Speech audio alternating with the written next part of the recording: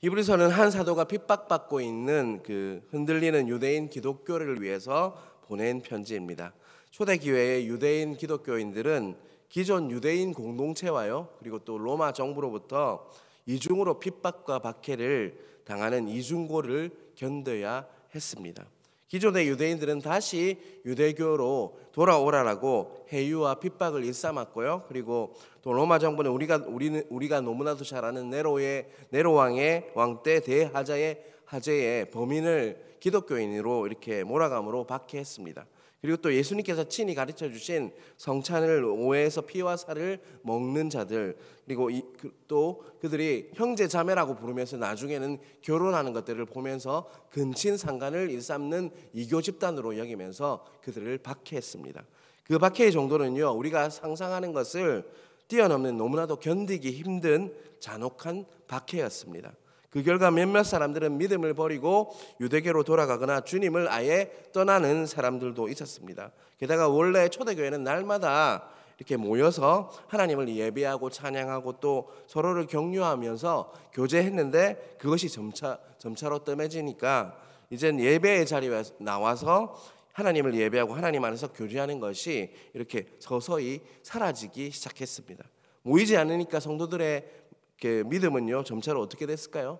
더 이렇게 약화되어 갔습니다. 그래서 오늘 본문 바로 앞에 25절에는 이렇게 말씀하고 있죠. 우리가 너무나도 잘 아는 말씀이죠. 모이기를 패하는 어떤 사람들의 습관과 같이 하지 말고 오직 권하여 그날이 가까움을 볼수록 더욱 그리하자라고 절박하게 25절은 권면하고 있는 것입니다.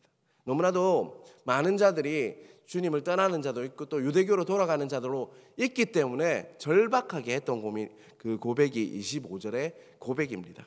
정리하면 같이 신앙생활하면서 교제했던 형제 자매들이 유대교로 돌아가고 또 몇몇 형제 자매들의 믿음이 너무나도 연약해서 이제는 쓰러지고 넘어져서 정말 주님을 떠나기 일보 직전에 있는 모습을 보면서 이대로 두어서는 절대로 안 되겠다 염려하면서 구구절절 절박한 심정으로 눈물로 쓴 편지가 바로 히브리서라는 것을 오늘 본문을 이렇게 그것을 알고 오늘 본문을 보시면 이야기가 더욱 쉬울 것입니다.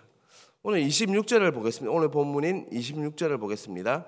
우리가 진리를 아는 지식을 받은 후 짐짓 죄를 범한 즉 다시 속죄하는 제사가 없고라고 말씀하고 있죠. 26절 앞부분에 보면 우리가 진리를 아는 지식을 받은 후라는 부분을 이렇게 볼 수 있습니다. 진리를 안다는 것은요, 예수님께서 나의 죄를 위해서 십자가에서 희생 제물이 되시고 또 우리를 구원하시고 또요 부활하셔서 우리를 살리시고 영생을 주셨으므로 그것을 단순히 지식만으로 이해하고 깨닫는 것이 아니라 내적으로 완전히 받아들이는 것, 다시 말해서 인격적으로 온전히 주님을 만나게 되는 것을 말씀하는 것입니다. 사랑하는 성도 여러분, 진리를 아는 지식을 받았다라고 말씀하고 있는데 왜 받았다라고 말씀하고 있을까요? 왜냐하면 예수 그리스도를 알게 되는 것은요, 우리의 학습이나 노력으로 이렇게 일어나는 것이 아닙니다. 성경을 읽는다고 해서 어떤 사람은요 더 졸리는 사람도 있죠. 또 성경이 도리어 비판의 근거가 되는 사람들도 많이 보았습니다. 하나님이 어떻게 천지를 말씀으로 이렇게 지었단 말이냐, 또 모세가 홍해를 갈랐다고 하는데 그게 무슨 말이냐, 또 동정녀가 어떻게 아이를 낳냐라고 비판하는 불신자들을 많이 보았습니다. 그러니까 우리의 학습이나 노력으로 통해서 예수님을 그리스도로 알게 되는 것이 아니고요, 그것은 분명히 은혜를 입어야 한다는 것이죠. 다시 말해서 진리를 아는 지식을 받았다라고 말씀하고 있는 이유는요, 그 진리를 알도록 하나님께서 무엇을 주셨다는 것이죠? 전적인 은혜를 주셨다. 그래서 내가 은혜를 받았다라고 말씀하고 있는 것입니다. 사도 베드로가 주는 그리스도요 살아계신 하나님의 아들입니다라고 고백했을 때 예수님께서는 네가 복이 있도다. 이를 너에게 알게 하는 이는 혈육이 아니요 하늘에 계신 내 아버지시니라 라고 고백했죠. 예수님께서 분명히 그렇게 말씀하셨습니다.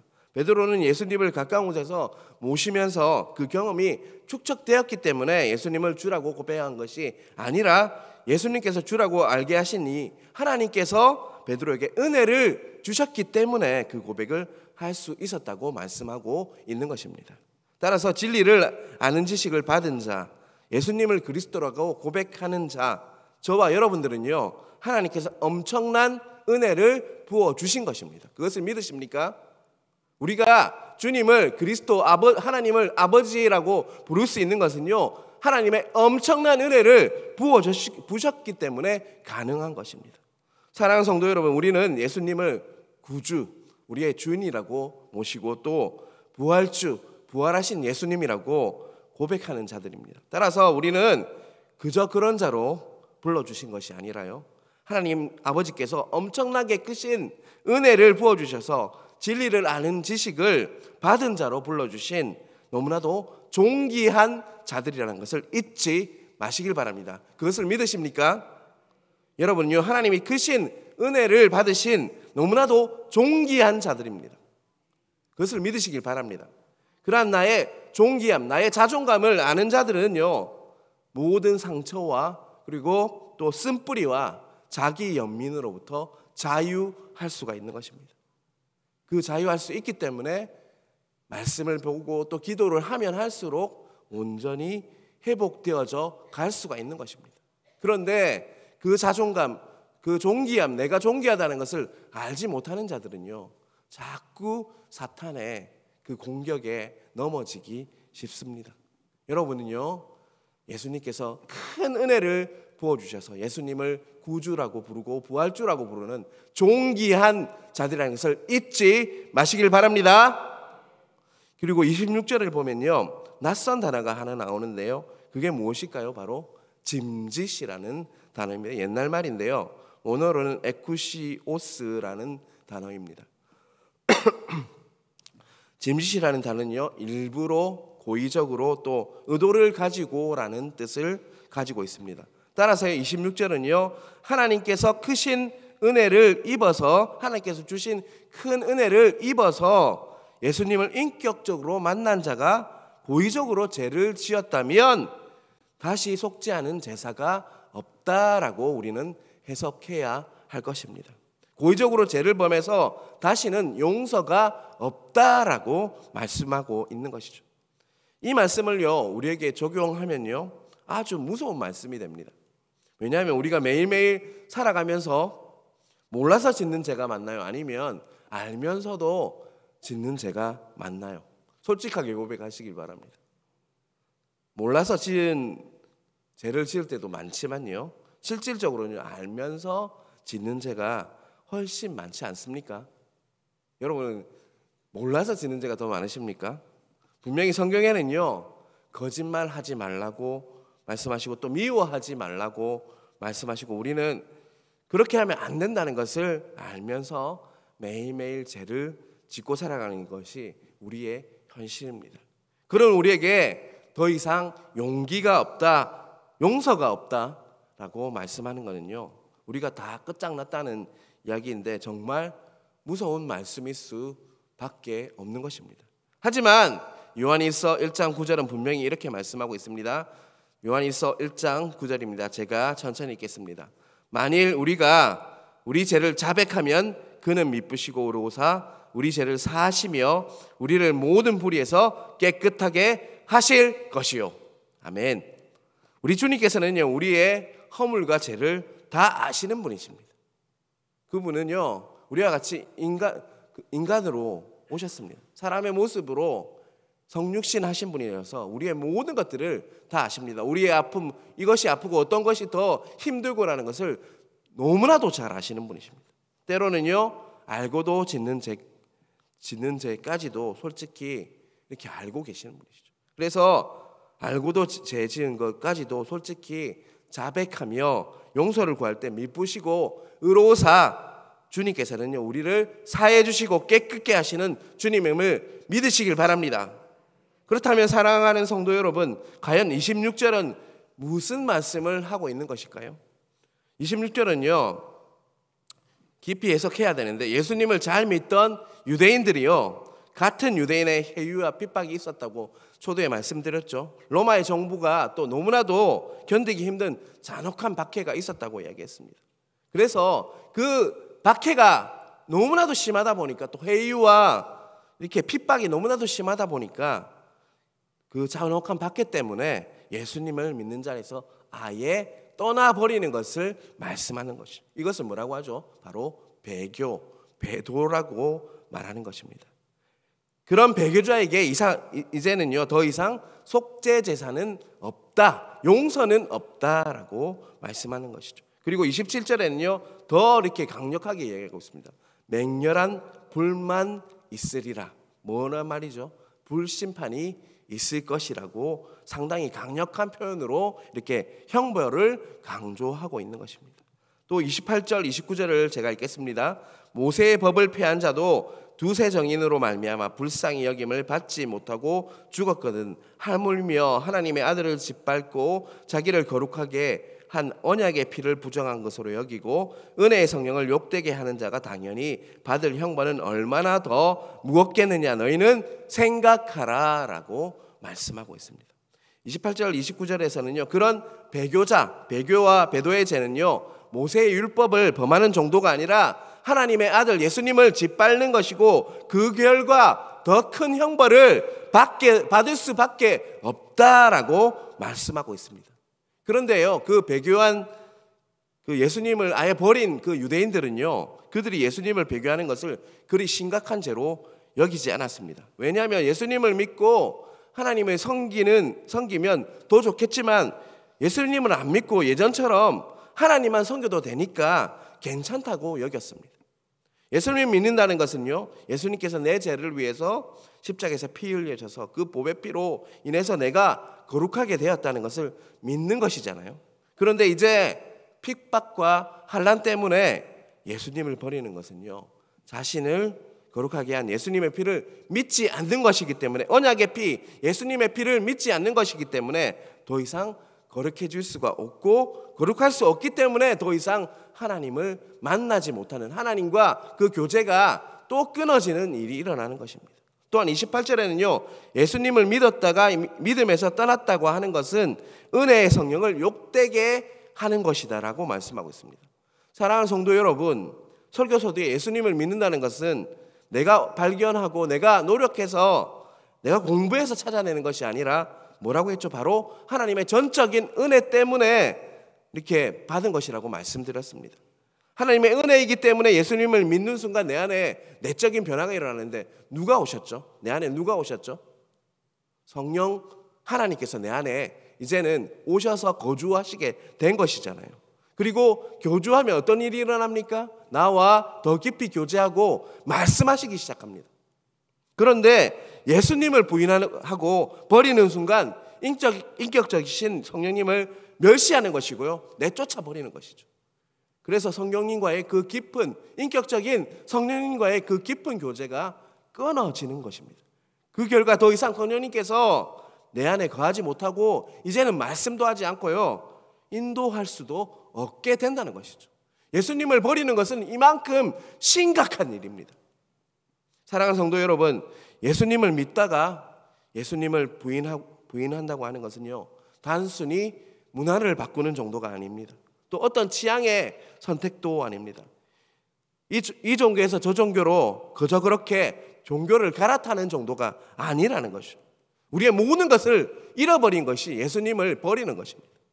예수님을 짓밟아 모독하는 것이고요 더 이상 거룩해지려고 해도 예수님 피를 믿지 않기 때문에 이제는 더 이상 거룩해지지 못해서 하나님과의 그 관계가 완전히 끊어진다는 것을 잊지 마시길 바랍니다. 요새 이렇게 민들레 전도를 이렇게 하게 되거든요. 제가 3사교구 민들레 전도를 화요일 날 목요일 날 하게 되는데요. 그게 전도를 하다 보면 많은 사람을 만납니다. 그중에 굉장히 많은 분들이 예전에는요 교회를 다녔다, 내가 예수님을 믿었다라고, 그런데 자신이 너무 힘든 상황이 있는데 그냥 내버려 두어서 하나님께 시험받고 안 다녔다는 사람도 있고요. 굉장히 두 가지 요인이에요. 내가 정말 힘들 때 하나님이 안 도와주셨기 때문에 내가 하나님 이제는 더 이상 안 믿는다. 또 교회에 왔는데 어떤 사람이 말 한마디 사람한테 시험 받아서 교회를 다니지 않는다는 두 가지 유형이 제일 많더라고요. 그래서 지금은요, 성당 다니고 절에 다니고 또 심지어는 대순진리교 하나님의 교회 신천지에 빠져 있다는 사람을 만나게 됩니다. 오늘 말씀을 보면서요, 그들이 만약 이 말씀을 통해서 예수님을 떠나는 것이 얼마나 무서운 것인지를 깨달았다면 과연 그렇게 쉽게 예수님을 이렇게 떠났을까라는 안타까움이 있습니다. 그래서 우리는요, 말씀을 통해서 예수님을 제대로 알아야 하는 것이고, 제대로 안다면 그것을 다른 사람에게 전도할 때 예수님을 제대로 전해야 한다는 것입니다. 그러한 은혜가 우리 각자에게 있으시길 간절히 바랍니다. 그렇다면요, 어떠한 환난과 핍박이 다가와도 오늘 우리 초대교회의 그 성도들처럼 너무나도 혹독한 그 환난과 이렇게 핍박이 다가와도 예수님을 믿는 믿음이 흔들리지 않기 위해서는 어떻게 해야 할까라는 질문이 있어야 합니다. 자, 32절을 보겠습니다. 32절 우리 한번 같이 읽어보겠습니다. 전날에 너희가 빛을 받은 후에 고난의 큰 싸움을 견뎌낸 것을 생각하라 라고 말씀하고 있습니다. 32절을 보면요, 그들은요 뭐라고 하고 있죠? 32절 뒷부분에 보면 고난의 큰 싸움을 견뎌낸 것을 생각하라 라고 이렇게 부르고 있습니다. 이미 그들은 하나님을 만났고 그래서 그 고난이 있음에도 견뎌낼 수 있었던 자들이라고 부르고 있습니다. 그런데 그 앞에 뭐라고 되고 있죠? 너희가 빛을 받은 후에 라고 말씀하고 있습니다. 고난의 싸움을 견뎌낼 수 있었던 비결은 뭐라고요? 바로 너희가 빛을 받은 후에 라고 말씀하고 있는 것입니다. 현실이 너무 힘들더라도 죽을 것 같은 그런 상황과 환난과 고난에 있을지라도 우리는요, 주님을 처음 만났을 때 그때 사울에게 임했던 그 빛처럼 강력한 빛으로 오신 주님을 기억해야 합니다. 그리고요, 그 빛으로 인해서 우리에게는 어떤 일이 일어났죠? 정말 하나님을 사랑합니다라고 고백하면서 찬송만 들어도 눈물 흘리고 말씀만 들어도 눈물 흘렸던 그때 정말 강력한 빛으로 오신 주님을 기억하고 또 첫사랑의 때를 기억하는 것이 바로 정말 비로소 승리할 수 있는 비결이다, 견뎌내었던 비결이라고 말씀하고 있는 것입니다. 여러분, 첫사랑을 회복해야 합니다. 주님을 만났던 그때 저도요, 그때를 잊을 수가 없습니다. 지금 내가 흔들리지라도 그때를 생각하면요, 너무나도 다시 감사함이 생기고 사랑이 이렇게 다시 샘솟는 듯 합니다. 그때를 잊지 않으시고 기억하시는 여러분 되시길 간절히 바랍니다. 37절 38절을 또 함께 읽겠습니다. 너희에게 인내가 필요함은 너희가 하나님의 뜻을 행한 후에 약속한 것을 받기 위함이라. 잠깐 후면 오시리니 지체하지 아니하시리라. 아멘. 우리 예수 믿는 자에게 우리 수요 예배도 말씀드렸는데요, 예수님 믿는 자들에게 고난 중에 인내는요, 그냥 이를 딱 깨물고 참아내는 것을만을 말하지 않습니다. 그것은요, 기대에 차서 소망을 가지고 기다리는 것을 말합니다. 그냥 견뎌내는 정도가 아니라요, 소망에 차서 기대에 차서 견뎌내는 것을 말합니다. 그래서 인내는요, 참고 견디는 게 아니라 기다리는 것입니다. 막연히 기다리는 것이 아니라 하나님으로부터 오는 소망을 붙들고요, 기대에 차서 기다리는 것을 말합니다. 그래서 인내는요, 모든 환난과 핍박을 이겨내는 힘을 가지고 있습니다. 주님께서는 잠깐 후에 지체하지 아니하시고 오실 것이라고 약속하고 있습니다.